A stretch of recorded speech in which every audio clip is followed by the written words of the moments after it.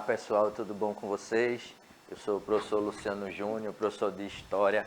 Nós vamos para mais uma aula para a turminha maravilhinda do sexto ano pelo Educa Recife. Hoje nós vamos trabalhar mais um bloco referente às chamadas civilizações da antiguidade. Então a gente observem que desde o final do semestre passado a gente vem trabalhando essas civilizações. Então a gente já conheceu aqui a respeito de vários povos. Nós já conhecemos a respeito, né, dos chineses antigos, a região da Mongólia.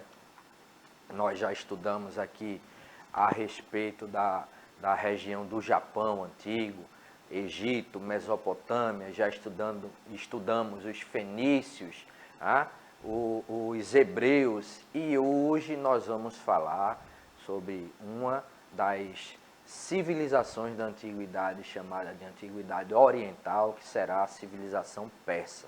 Os persas, eles vão ter uma importância muito grande para a história da humanidade. Os persas que correspondem ao território do atual Irã. Então a gente vai conhecer um pouco a respeito desses povos, certo? Os povos que habitavam naquela região. Então, hoje, nós contamos aqui com a ajuda dela, a nossa intérprete de Libras, Midian. Aí, Midian, que tem um nome antigo também, como o pessoal da antiguidade, né? Então, a terra de Midian é uma terra que é muito mencionada, inclusive, na Bíblia, né? Então, Midian, a nossa intérprete maravilhosa de nome associado às civilizações antigas, nos ajuda aqui, junto com toda a equipe de intérprete de Libras, para que nossas aulas se tornem mais acessíveis para todos e todas.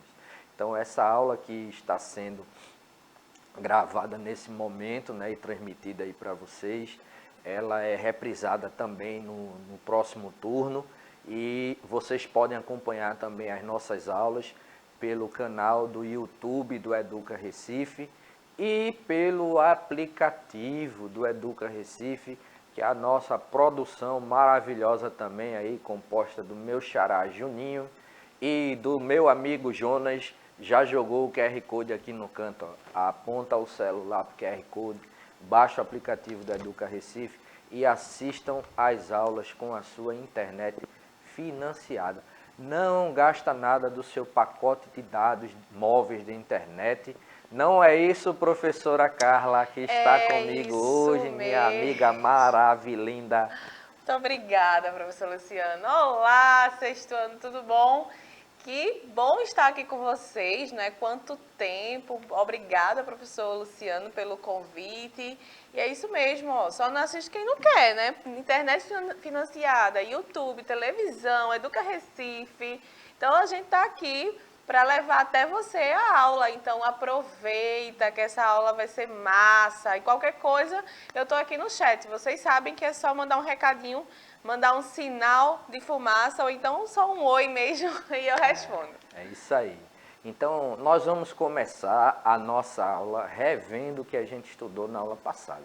Na aula passada, né, a gente falou aí sobre a civilização hebraica, né, os hebreus. Eles assim, têm a sua origem associada à história, né, do patriarca Abraão. Abraão, que era um habitante do território de Ur dos Caldeus, região que ficava no território da Mesopotâmia. Aí vejam como esses povos antigos, eles têm uma ligação um com o outro, né? Às vezes um camarada que está em um território, ele migra para outro e dá origem ali a uma outra civilização. Eita, quase falhou a palavra aqui.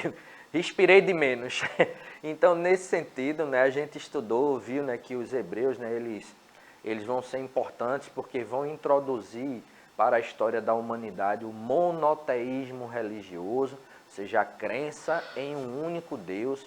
Abraão, ele tinha um costume, né, de que quando ele ia para determinado local, ele erguia ali um altar ao Deus Javé e realizava ali o seu culto. Então ele foi chamando a atenção por conta disso, porque o normal, o mais comum naquele momento era que um determinado grupo ou pessoa, né, quando ia para um determinado povo, terminava sendo submetido a um processo de aculturação, né? Ele ia perdendo ali os seus, um pouco da sua cultura e fazendo um processo ali, né, de assimilação cultural da cultura daquele outro povo. Com Abraão foi diferente. Ele vai levar a crença dele, né, em um único Deus, né, para outros territórios, né? E a partir daí a gente tem a história, né, dos hebreus, né, que é dividida em 3 períodos, pelo menos 3 períodos, né? A gente estudou aqui, a gente viu o período dos patriarcas, iniciado ali com Abraão, o período dos juízes e o período da monarquia, né? Monarquia dividida, né, em reino unificado e reino dividido com o cisma, né, que vai gerar a divisão ali entre os reinos, né, de Israel e Judá. Então a gente estudou os hebreus, mas hoje nós vamos reconhecer aqui a civilização persa, tratando sobre suas contribuições para a humanidade. Então a gente vai estudar um outro povo, os persas, né? Trazendo logo aqui alguns dados referentes, né, à região. Então a gente tem aqui a região do Irã, certo? Aqui nesse território mais ou menos aqui, a gente tem a região do Irã, certo? Onde a gente tinha aqui, a Pérsia está aqui, Então a gente tem a região da Média, né? Média porque os persas, em algum momento, né, da história, eles serão chamados também de medos, né? Porque eles vão lutar com esse povo aqui, vão conquistar esse território e a partir daí vão espalhando, né, o seu domínio. Então vejam que o que a gente tem aqui, essa região em laranja, é a região da extensão do Império Persa. Então a gente vai ver que na região do extenso planalto do Irã, entre o Mar Cáspio, aqui o Mar Cáspio, certo? A região do Mar Cáspio, ao norte, o Golfo Pérsico, né? Que recebe esse nome exatamente pelo território da Pérsia, né? O Golfo Pérsico, né? Ao sul, certo? Então, mais ou menos por volta de 2000 a.C., esse pessoal, esse povo se estabeleceu nesse território, né? Na realidade foram vários povos, né, que se estabeleceram aqui, de origem ariana, né? Ou seja, né, eram povos indo-europeus, né? Povos resultados aí da miscigenação, da junção, né, de povos europeus, né, e indianos, né? Então esse pessoal, num processo de miscigenação ali, ele dá origem, né, a esse povo, né? Criando aqui alguns reinos, entre eles o reino da Média, ou os Medos, né, ao norte, e o reino dos persas aqui ao sul. Então, esse povo aqui vai, a partir de um determinado período, fundir aí as suas populações, né, e a sua cultura ali, e vai sair conquistando esses outros territórios, né? Então, vamos falar um pouquinho sobre a história, né, dos persas, né, e a questão política. Vejam, por volta do século VI a.C., Ciro aqui, camarada da imagem, Ciro conhecido como o Grande, né, então um rei aí dos persas, ele vai empreender uma campanha para a região da Média, certo? Dominando esse território, e vai unificar os povos, né, dos Medos, né, e dos persas, dando início ao que a gente chama de Império Persa. E esse império ele vai se estender até a Fenícia e a Mesopotâmia. Mais uma vez, o mapa aqui, ele unifica isso aqui e ele vai se estender até a região da Mesopotâmia e aqui a região da Fenícia, vai até alongar ainda mais aqui, chegando à região da Lídia e da Frígia. Então, territórios, né, que nesse período tinham outros nomes, mas alguns mantinham, né, o seu nome, como por exemplo a Armênia, né? Existe até hoje. Aqui, a região do Egito também, né? Então, que existe até hoje. Território da Mesopotâmia, hoje a gente chama, né, de Iraque, né, o Iraque atual. Então, nesse sentido, ele deu início, né, ao Império Persa e ele vai ter a sua história ligada, né, aos hebreus, porque os hebreus eles estavam, né, em um período da sua história chamado de cativeiro da Babilônia, porque eles foram dominados aí pelos babilônios, e ali se mantiveram em cativeiro. Então, quando o Ciro, né, ele expande o seu domínio para aquela região, ele derrota ali os babilônios, né, e vai ser responsável ali por libertar os hebreus. Eu explico por que libertar. Porque geralmente o que acontecia nesses territórios, professora Carla, era que quando um povo invadia um outro território, ele escravizava aqueles povos vencidos, mas a peça ela tinha um costume um pouco diferente. Ela dominava o território, mas mantinha o povo livre, não que ela não se utilizasse de escravos, né, em algumas atividades, mas mantinha o povo livre e aquele povo garantia a sua liberdade desde que continuasse ali pagando os tributos, né, que eram solicitados pelo reino dos persas. Mas era uma coisa interessante, né, porque a prática mais comum era a escravidão. Escravidão que, inclusive, ainda é um mal, né, em alguns locais, né, ao longo da terra, não é verdade? É verdade. E assim, deixa resquícios, não é, professor? Que ainda que não seja claramente, a gente ainda vive esses resquícios, esse preconceito, essa herança que ainda precisamos combater e superar, vindo aí desse grande período de escravidão, não é? Exatamente. Inclusive tem uma coisa, né, para a gente fazer já uma distinção, que a escravidão no mundo antigo, ela era, digamos assim, né, entre aspas, né, mais democrática, no sentido de que democrática... Aí, professor, como é que história é essa de escravidão Era democrática? falso, né, professor? É Fake. uma democracia fake no sentido assim, ó, entenda o que eu vou dizer. É que todo mundo podia ser escravizado, não somente um povo, uma etnia, como aconteceu com a escravidão moderna, que só escravizou ali os africanos. E no caso da América, né, ainda escravizou durante um tempo os povos originários, né, os indígenas. Mas no mundo antigo, qual era o critério para se tornar escravo? Ser dominado por um outro povo. Então, você podia ser um rei, um filósofo, um comerciante, um mercador, um camponês. Se o seu povo perdeu a guerra, você se tornava escravo de quem lhe venceu. Um exemplo clássico que a gente pode citar, o grande filósofo grego Aristóteles, ele foi escravizado pelos macedônios, né, ou macedônicos, né, quando o rei Filipe II da Macedônia invadiu a Grécia, né, e ele se tornou o preceptor, ou seja, o professor particular ali daquele que viria a ser mais na frente, né, o grande Alexandre, né, Alexandre III, conhecido como Alexandre o Grande. Então ele era o professor particular ali do Alexandre o Grande, mas era escravo. E era o quê? Filósofo, um filósofo dos mais importantes que a gente já teve na história da humanidade, mas foi escravizado.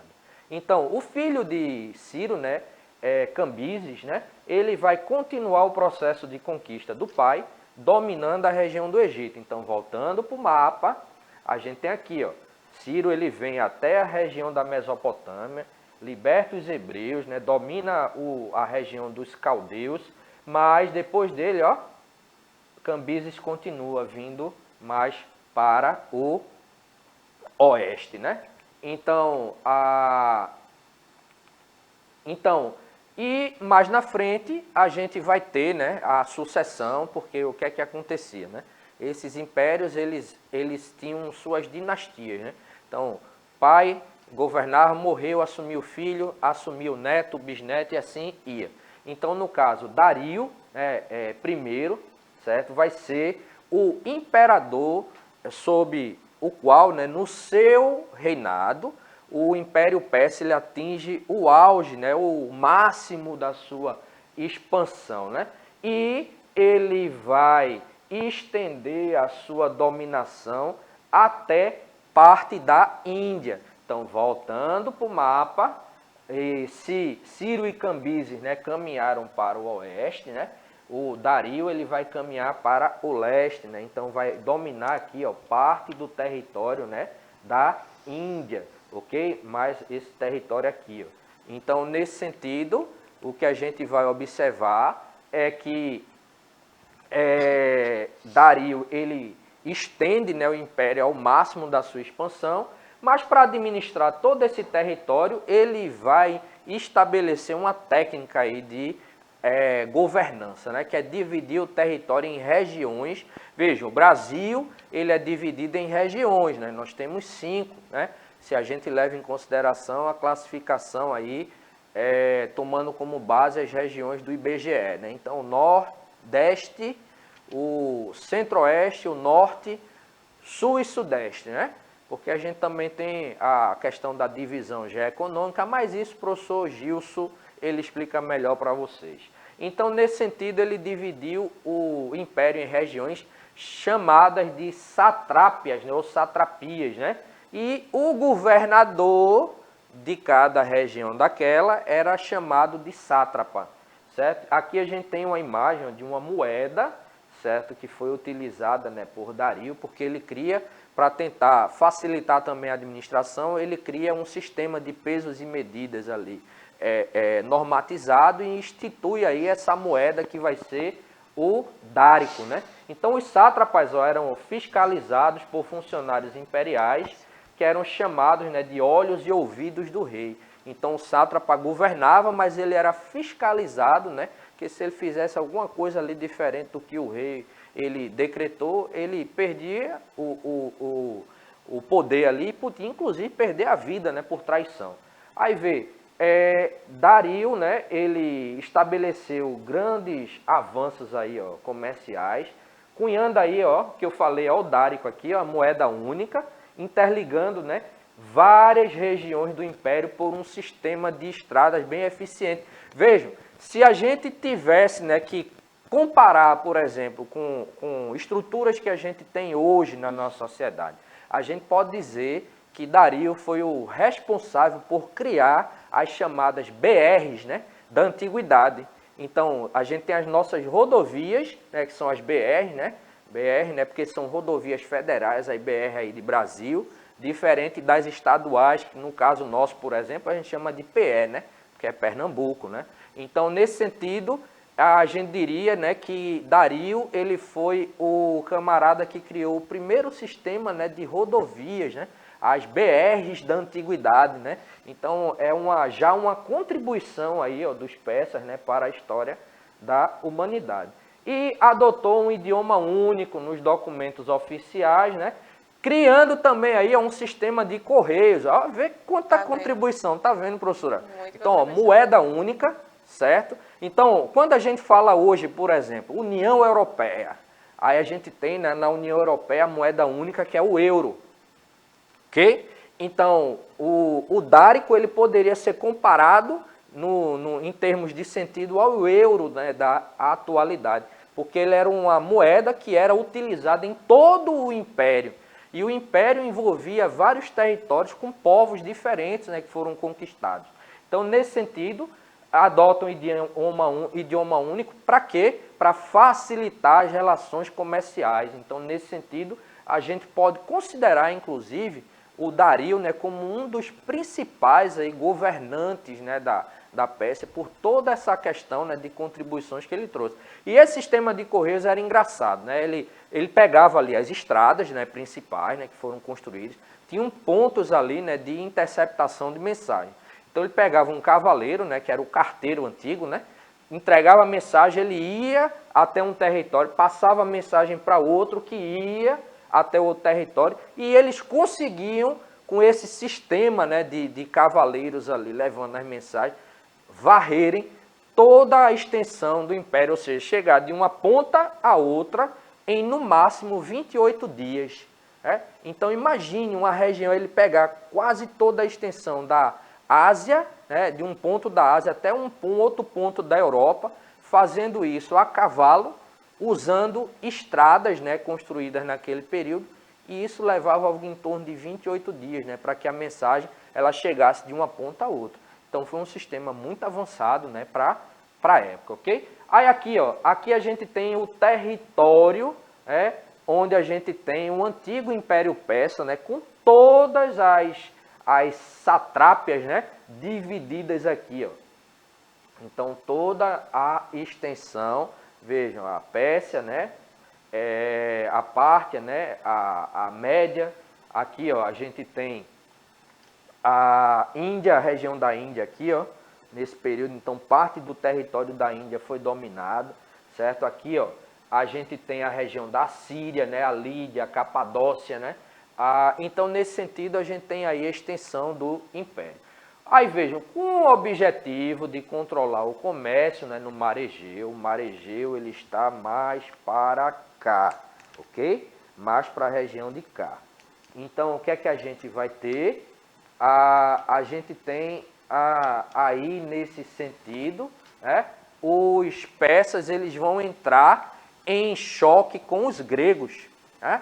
E isso vai gerar uma guerra, a chamada guerra médica, não? As guerras médicas, né? Porque a gente vai ter mais de um embate nesse período. Então, porém, o exército, né, do Ciro é derrotado aí na Batalha de Maratona, né, em 490 a.C. Tem uma história interessante, que quando os gregos vencem, né, a Batalha de Maratona, aí tem um corredor, o camarada ele vai correr ali a mais de 50 quilômetros para levar a notícia da vitória, né? Ele chega lá, aí diz, vencemos, e cai duro lá no chão, morto de cansado, né? E em homenagem a esse grego, né, que vai levar a mensagem da vitória, da Batalha de Maratona, a gente tem hoje a prova olímpica da maratona, que tem exatamente a extensão desse trajeto, né, que esse grego fez para levar a mensagem. Sabia disso, professora? Não, viu que você fiquei sabendo agora. Tá E achei vendo super interessante. Aí, ó, cultura. História, tá vendo? História é cultura, gente. Tá então, vendo? Ó, a prova da maratona nas Olimpíadas, ela é em homenagem a esse camarada, né? Se não me engano, são 52 quilômetros, né, a prova. Coitado, professor. Aí o cara correu. Vencemos! Aí, puf! Caiu lá, duro, né? E em homenagem a ele for instituída a maratona. Então a gente tem a maratona, a meia maratona, né? Aí, quem continua no reino aqui, ó, depois da morte, né, de Ciro? Seu filho Xerxes, né? Dario. Dario I. Xerxes. Então, o Dario vai perder a primeira batalha e Xerxes vai perder outras duas contra os gregos. Aí eu abri um parêntese aqui, né, pra gente falar, né, porque é um parêntese sobre as guerras médicas, a gente vai falar sobre elas, porque, ó, após o reinado de Dario III, o Império Persa ele vai ser dominado por Alexandre o Grande, né, exatamente aquele que eu falei, né, que foi educado ali pelo filósofo Aristóteles, filho de Filipe II, né, da Macedônia. Alexandre, ele assume o reino no lugar de seu pai e aos 19 anos ele conquistava o Império da Pérsia, né? Não à toa ele vai receber a alcunha, né, de Alexandre o Grande, né, que formou o chamado Império Helenístico, ou seja, juntou ali, fundiu a cultura macedônica, né, e persa, né, oriental, com a cultura grega. Então, quando a gente fala em helenismo, a gente está falando aí a respeito da fusão da cultura ocidental grega, né, com a cultura oriental, né, perso-macedônica, digamos assim, né? Então, na realidade, cultura clássica grega, né? Então, para falar sobre as guerras médicas, né, médicas por quê? Porque os persas também eram conhecidos como médios, né? Vamos lembrar que eles dominaram a região da Média, né, fundiram os dois reinos. Então, também conhecidas como guerras greco-persas, foram duas guerras ocorridas na antiguidade entre as cidades-estado grega e os persas do Império Aquemênida, que foi o primeiro império persa, certo? Então, sobre a ideia de cidade-estado grega, a gente vai falar mais na frente, né, quando a gente começar a estudar a Grécia. Então, aqui, ó, aqui era o mapa, né, do Império Aquemênida, né, que é toda essa extensão aqui, ó, que a gente mostrou para vocês. Aí veja, essas guerras ocorreram aí, ó, entre 499 e 449 a.C., 50 anos de batalhas, né? E as cidades gregas foram lideradas no primeiro momento por Atenas e Esparta, né? E depois, né, tiveram a ajuda também dos tebanos, né? Então, os gregos terminam vitoriosos nessas guerras, mas o que a gente vai observar, e a gente vai estudar isso quando for falar da Grécia, é que essas guerras vão ocorrer num período que vai marcar exatamente ali a transição do chamado período arcaico grego, né, para o clássico, e a principal causa dessas guerras foi a disputa entre os gregos e persas pelo controle marítimo do mar Egeu. Vejam, os persas eles chegaram muito bem próximo ali da Índia, e quando eles chegam ali, eles tentam estender o seu domínio para mais além. Aí, ó, caminhando ali pelo mar Egeu, eles vão entrar em contato com os gregos, né? E aí a gente tem a guerra, certo? E também foi fruto, né, da revolta de algumas cidades gregas na Ásia, né, contra o Império Persa, né, da região. Então, nesse sentido, aí a gente tem as causas, começa o conflito, e aqui ó, a gente tem um mapa ó, dos pontos, né, de migração para as batalhas, né? Então, a gente tem, aqui está a região ó, de Maratona, né? Aqui é onde a gente tem a história do camarada que eu falei, e aqui ó, a gente tem uma imagem que eu trouxe que é de uma falange, né? A falange grega. Falange ela foi aperfeiçoada pelos macedônicos mais na frente, mas consistia em quê? Soldados perfilados com escudos bem grandes, né? E lanças, então eles colocavam o escudo na frente, certo? E cobriam também, né, a parte da frente, cobria formando como se fosse uma tartaruga ali, cheia de espinhos, né? E eles iam para frente, né, dos soldados, né? E os macedônios, eles perceberam, né, a fraqueza dessa falange nas laterais, então eles começavam a atacar pelas laterais, né, e terminaram aí derrotando mais na frente os gregos, né? Mas aí, ó, as consequências, né, dessa guerra, a vitória grega, né, início da hegemonia de Atenas, a região da Macedônia, da Trácia e da Iônia, né, conquistaram a independência em relação aos persas, e a gente tem o enfraquecimento político dos persas na região do mar Mediterrâneo, né? Resumindo, o que é que a gente tem aqui, ó? Os reis, né? Os reis persas, né? Seus principais reis, né? Ciro, né? Que vai unificar o reino, né? E libertar os hebreus. Cambises conquistando o Egito. Dario I, toda a reforma política, a criação das satrápias, né? Do Dárico, a rede de estradas, né? E Xerxes, né? Aqui, ó, essa imagem aqui é do ator brasileiro Rodrigo Santoro, que fez o papel do rei Xerxes, né, no filme 300, né, que conta exatamente a história de uma dessas batalhas, né, das guerras médicas, que foi a batalha do desfiladeiro de Termópilas, né? Então, com ele a gente tem a decadência, né, após a derrota, né, para os gregos. Em termos de economia, a agricultura era muito forte, né? Existia também uma produção manufatureira, como por exemplo tecidos, né? Trabalho em couro, móveis e o comércio, né, naquela região. Lembrando aqui, ó, o Dárico, ó, a moeda utilizada, né, que foi unificada aí pelo rei Dario. Então, o comércio persa vai atingir o seu auge, né, sua expansão máxima exatamente aí no governo de Dario, em decorrência da unificação da moeda e das estradas, né? E a sociedade ela era também hierarquizada, né? No topo a gente tinha o rei, abaixo os aristocratas, depois os pequenos comerciantes, artesãos e soldados, né? Por fim os camponeses e abaixo dos camponeses ali os escravos, né?